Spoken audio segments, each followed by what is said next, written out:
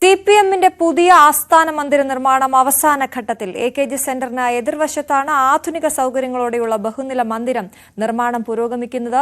Party Congress കഴിഞ്ഞാലുടൻ ഉദ്ഘാടനം നടത്തിയേക്കും.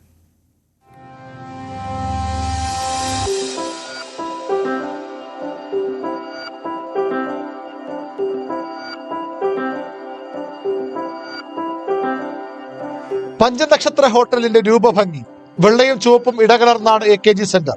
എന്നാൽ പുതിയ മന്ദിരത്തിന് ഒറ്റ നിറം ചുവപ്പ്. കേരളത്തിലെ CPMന്റെ പ്രൗഢിയും ശേഷിയും വിളിച്ചറിയിക്കുന്ന ബഹുനില മന്ദിരം.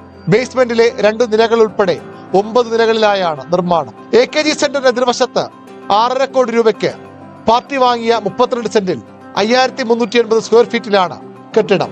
ആധുനിക സൗകര്യങ്ങളോടെയുള്ള മന്ദിരത്തിൽ കോൺഫറൻസ് ഹാളുകളും നേതാക്കൾക്ക് താമസ സൗകര്യവും ഉണ്ടാകും.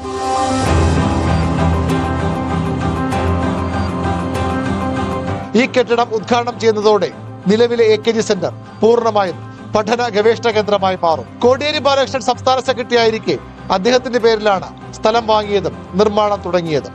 പാർട്ടി ആസ്ഥാനത്തിന് കോടിയേരിയുടെ പേര് നൽകുമെന്നും സൂചനയുണ്ട്. ന്യൂസ് 18 തിരുവനന്തപുരം.